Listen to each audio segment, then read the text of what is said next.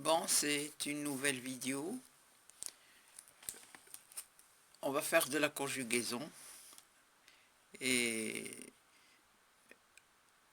savoir comment conjuguer un verbe.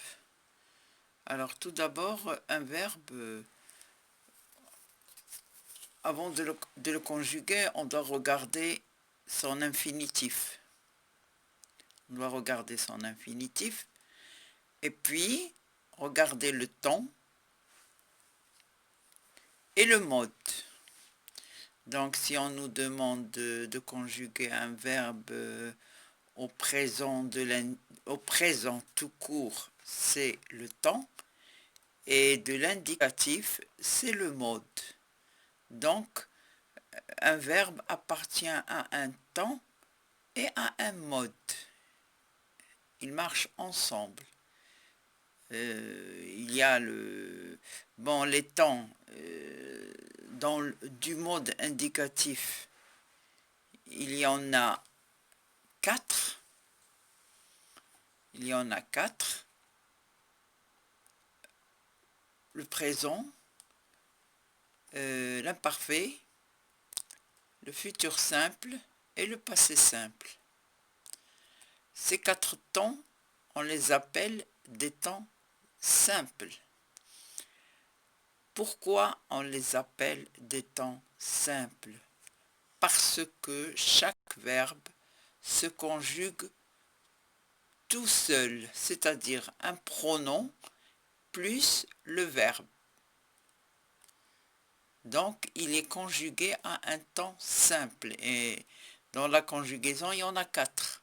Comme vous voyez là, il y a le présent, il y a l'imparfait, il y a le futur simple et il y a le passé simple. D'ailleurs, on les appelle simples. Futur simple, passé simple. Bon, le présent et l'imparfait. Donc, ils se conjuguent tout seuls. De l'autre côté, il y a les temps composés. Alors, c'est quoi un temps composé? Eh bien, c'est un temps qui n'est pas, le verbe n'est pas conjugué seul, mais il est conjugué avec un auxiliaire. Alors, au lieu de mettre directement le pronom personnel avec le verbe, là, on va mettre le pronom personnel plus l'auxiliaire être ou avoir, plus le participe passé, parce que le verbe, il perd sa valeur de verbe conjugué et il devient un participe passé. Par exemple, je vais prendre un verbe comme le verbe chanter par exemple. Eh bien, au présent, je vais dire je chante. Et au passé composé, je vais dire j'ai chanté. J'ai ajouté un auxiliaire. C'est l'auxiliaire avoir. Alors on dit avoir chanté et on ne dit pas être chanté. Donc l'auxiliaire que l'on doit mettre ici, c'est l'auxiliaire avoir. Et j'ai dit j'ai chanté. Et pourquoi j'ai mis j'ai et non pas j'avais ou non pas j'aurais? Eh bien parce que le passé composé, on le forme à partir du présent. C'est-à-dire que l'auxiliaire que je vais ajouter là, au passé composé, il doit être conjugué au présent. Un auxiliaire au présent.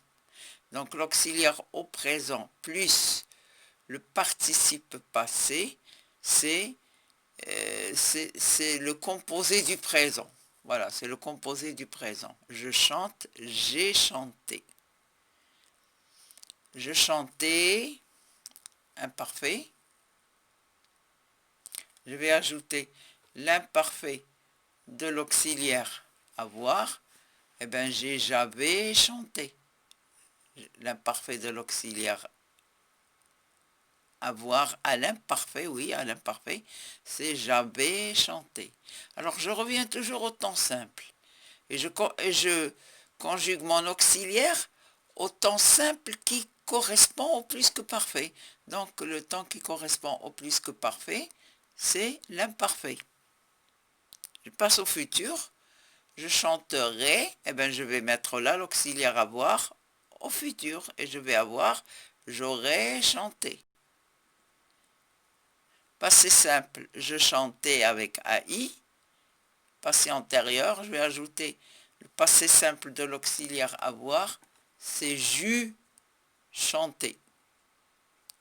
Donc voilà un astuce que vous devez savoir pour former les temps composés. Je crois que cette méthode, elle nous facilite bien la conjugaison des temps composés. Voilà. Donc, je vais voir différents verbes du premier groupe. Parce que dans ces verbes du premier groupe, il y a certains verbes où il y a des erreurs que les élèves commettent sans se rendre compte. Par exemple, bon, le verbe chanter, c'est un verbe courant que l'élève sait conjuguer facilement parce qu'il est très simple. Chanter, bon, c'est E, c'est ES avec tu, c'est elle chante avec eux, nous chantons, vous chantez, elle chante. Bon, ça il n'y a aucune erreur que l'élève peut faire. Mais c'est là, par exemple, on va voir les verbes avec CER. C-E-R. Lancer, comme avancer, comme rincer. Bon, c'est des verbes qui se terminent par ER. Enfin, C-E-R, pardon. Qui se terminent par C-E-R. Le problème, c'est où mettre la C avec une cédille. Où mettre la C cédille dans la conjugaison? Eh bien, on va essayer de conjuguer le verbe lancer. Voilà. Je dis je lance, C-E, tu lances, C-E-S, il lance, C-E. Nous lançons, alors c'est là. Nous lançons. Vous voyez, devant la voyelle E, je n'ai pas mis de cédille. Mais devant la voyelle O, j'ai mis la cédille. Parce que si je ne mets pas la cédille, je vais lire nous lanquons. Sans la cédille, je vais lire nous lanquons. Donc, on est obligé de mettre la cédille. Nous lançons, on a vous lancez, bon, s'il y a le E, et il lance, il y a toujours le E. Donc, la seule personne où je dois mettre la cédille, c'est la première personne du pluriel. Nous lançons. Bon. Nous avançons. C'est toujours avec la C, cédille. Donc, il faut retenir que devant les voyelles I et E, je ne mets jamais de cédille pour le C. Mais devant les voyelles U, O, A, je dois mettre la C, cédille. Par exemple, quand je dis un verbe avec U, je vais le conjuguer à un autre temps, bien sûr. J'ai reçu. Eh bien, reçu, si je ne mets pas la cédille au C, je vais lire j'ai reçu. Là, nous avançons ou bien nous lançons. C'est avec, comme ce qu'on a déjà montré, c'est avec la C, cédille, devant le O. Devant le A aussi, on doit mettre la C, cédille. Comme nous avançâmes. Voilà, nous avançâmes au passé simple. Je dois mettre la cédille. Autrement, je vais dire nous avons cam. Donc, à retenir que devant le I et le E, pas de cédille. Et devant le U, le O, le A, eh bien, il faut mettre la C, cédille. Un autre verbe où aussi l'élève peut commettre une erreur. Je prends par exemple les verbes en GER, comme manger, GER, corriger, GER, échanger, GER.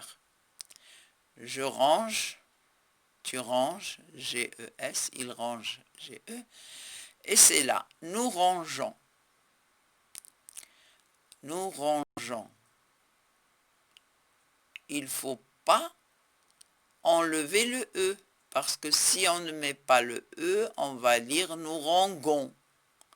Donc c'est le E qui me permet de prononcer je.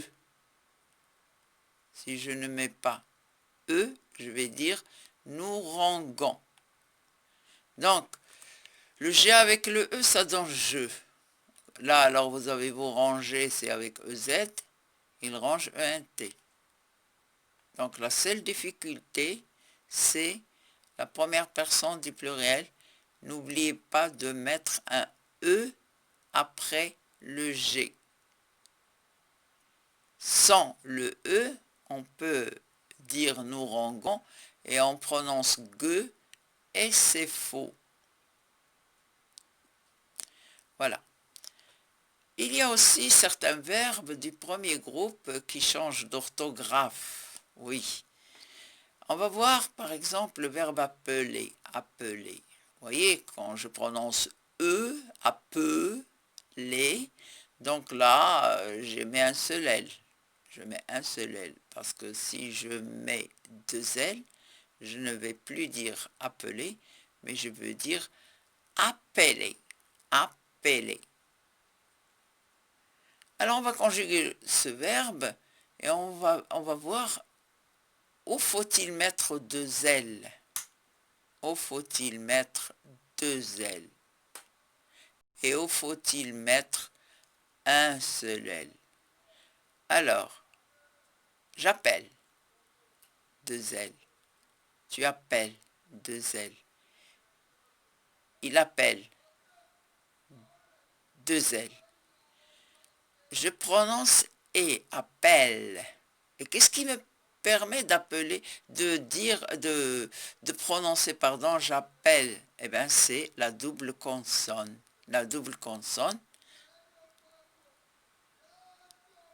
c'est cette double consonne qui me permet de prononcer et.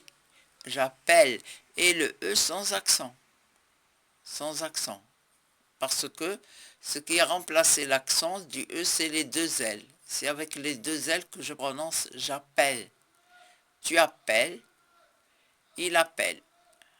Donc, pour les trois, il y a la double consonne. Et je prononce et. J'appelle. Je prononce avec la double consonne, je prononce et sans mettre l'accent. J'ai oublié de mettre un T ici, pardon. L'accent, il faut mettre un T. Je reviens à un seul L. Nous appelons. Là, il y a appelons. Je prononce E parce qu'il n'y a pas de L. Donc, appelons. Vous appelez. Première et deuxième personne du pluriel. Là, je mets un seul L et je prononce peu. La dernière personne, il, et bien là, c'est toujours le son et je dis ils appellent. Donc, faire attention, hein, où est-ce qu'il faut mettre deux L, où est-ce qu'il faut mettre un seul L. Et le E devant une double consonne est prononcé et sans mettre l'accent. Voilà. Il y a aussi des verbes du premier groupe en YER, comme envoyer, balayer, nettoyer. C'est des verbes avec YER. Et le problème se pose aussi parce que l'élève, au lieu de dire j'envoie, eh ben, il va dire j'envoie, parce qu'il y a le Y. Alors il va le reprendre dans la première personne, j'envoie, et c'est faux, parce que le Y, il est remplacé par le I. Le Y, il est remplacé par le I. J'envoie. Tu envoies. Il envoie. Donc, les personnes, j'envoie, tu envoies ES, il envoie E. Alors c'est avec nous et vous qu'il faut mettre, qu'il faut remplacer le I par le Y. Et là je dis nous envoyons, vous envoyez, ils envoient. Mais j'ai oublié de dire que lorsqu'on met nous envoyons, le Y, il ne faut pas mettre le I, ni avant ni après. Parce que si vous mettez le I, eh ben, ça ne sert à rien. Ça ne sert à rien de mettre un I. Parce que déjà, le Y, il a bien remplacé le I. Donc, il ne faut pas mettre le I devant ou après le Y. Je parle du présent de l'indicatif. Voilà, pour le premier groupe. J'ai représenté quelques verbes qui représentent quelques erreurs chez les élèves. On passe au deuxième groupe, bien sûr, avec IR. Oui, c'est connu, il n'y a qu'une seule terminaison du deuxième groupe, c'est IR. Comme le verbe finir, eh ben, je finis, IS, tu finis, IS, il finit, IT. Nous finissons, vous finissez, ils finissent. Donc, le nous, c'est avec les deux S. Nous finissons, vous finissez, ils finissent. Tous les verbes du deuxième groupe se conjuguent de cette façon. Il y a une seule règle, il y a une seule terminaison pour les verbes du deuxième groupe. Mais attention, il y a des verbes du troisième groupe aussi et qui se terminent par IR comme les verbes du deuxième groupe, pareil. Mais ils sont du troisième, comme partir, courir, venir. Alors comment je vais faire pour savoir si le verbe il est du deuxième ou bien il est du troisième alors que tous les deux ils ont la même terminaison? Voilà ce que je dois faire. Je prends le verbe, je le conjugue avec nous. Nous, première personne du pluriel, au présent bien sûr. Alors si je prends le verbe finir, il nous donne nous finissons. Il y a deux S. Si je prends le verbe partir, j'ai nous partons. Il n'y a pas deux S. Donc avec les deux S, il est du deuxième. Et sans les deux S, il est du troisième. C'est très très très facile comme méthode à employer pour savoir si le verbe il est du deuxième ou bien s'il est du troisième. Donc, il y a d'autres verbes du troisième groupe. Il y a IR, comme ce que j'ai donné. Il y a voir, comme voir, vouloir, devoir. Il y a RE, comme lire, écrire, faire. Chaque verbe a sa terminaison. Il n'y a pas de règle. Chaque verbe a sa terminaison qui varie d'un verbe à l'autre. Donc, ça demande un effort personnel et ça demande aussi d'avoir recours aux livres de conjugaison et de regarder les verbes et d'apprendre. La seule façon, c'est apprendre. Je vois que là, par exemple, je vois, tu vois, il voit. Bon, trois personnes du singulier. Nous voyons, ben voilà, nous voyons. Pour le verbe voir, c'est nous voyons avec Y. Mais il y a une faute là, c'est que lorsque l'élève, il met un I devant le Y. Un I devant le Y, ça ne sert à rien. Parce que c'est le Y qui va remplacer le I. Donc, il faut mettre que le Y tout court. C'est des erreurs. Je veux, vouloir. Je veux X, tu veux X, il veut T. Et la faute fréquente, c'est que l'élève, il écrit je veux avec S. Alors que je veux, c'est avec X. Donc, c'est une erreur qu'il faut éviter. Et sachez que le verbe vouloir, en trois personnes, il se termine, enfin, je veux X, tu veux X, il veut T. Nous voulons. Vous voulez, ils veulent. Vous voyez que le verbe, il change de forme dans sa conjugaison. Le verbe lire, je lis, tu lis, il lit, nous lisons. Vous lisez, ils lisent. Il y a des élèves qui écrivent nous lirons. Parce qu'ils voient lire et il va terminer avec ONS et nous lirons. Alors que c'est nous lisons. Et là, c'est la faute la plus fréquente. je fais. Verbe faire, je fais avec S, tu fais avec S, il fait avec T. Nous faisons. Vous faites et ils font.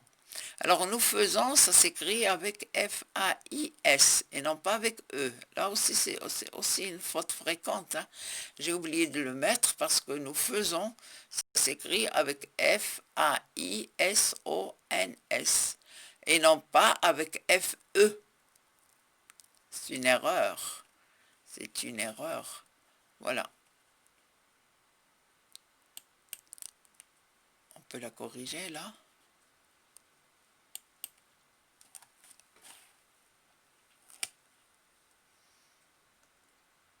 Alors,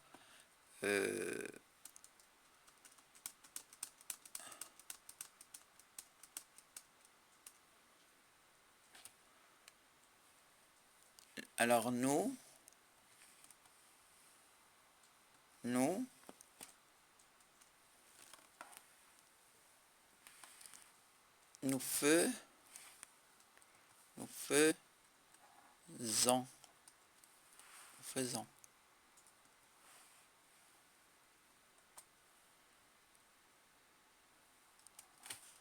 faisons.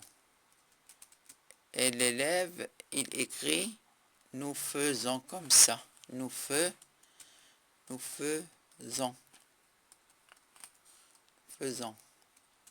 Et là, c'est faux. Voilà. Donc, nous faisons.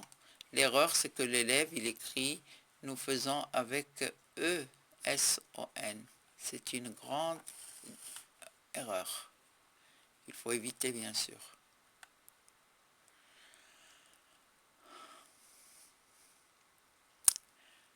La dernière remarque que je vais faire, c'est pour le verbe aller. Aller, il se termine par ER.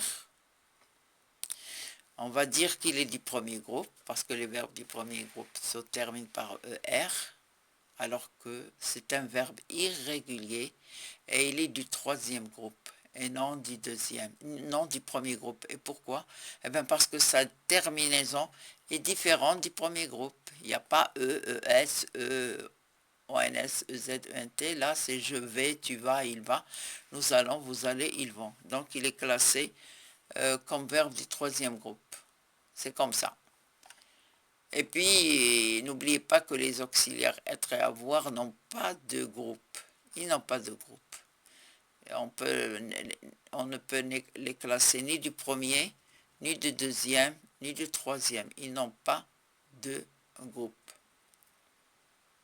Voilà pour cette vidéo de conjugaison où j'ai essayé de repérer les erreurs que les élèves peuvent commettre. Je me suis limité au présent de l'indicatif parce que c'est le temps le plus utilisé par l'élève quand il écrit, il rédige une phrase ou bien une expression écrite. C'est le temps le plus employé et vous voyez qu'il y a 3 groupes et les terminaisons ne sont pas les mêmes et surtout pour les verbes du troisième groupe. Donc bon, le mode indicatif, j'ai employé le présent. Il y a l'imparfait aussi du mode indicatif, il y a le futur du mode indicatif, enfin il y a les 8 temps, voilà, les temps simples et les temps composés qui appartiennent au mode indicatif. La conjugaison, il y a beaucoup de choses à dire en conjugaison et à chaque fois on essaiera de voir un temps, de représenter un temps et voir les difficultés chez les élèves. Voilà. Le plus important, c'est avoir recours aux erreurs. Voilà, pour que l'élève ne répète plus la faute. Il faut toujours viser l'erreur commise par l'élève. Et je souhaite que vous allez tenir compte de ces corrections. Hein, et si ma vidéo vous intéresse, n'hésitez pas de me voir, de regarder ma vidéo et de me dire merci et de vous abonner et au revoir.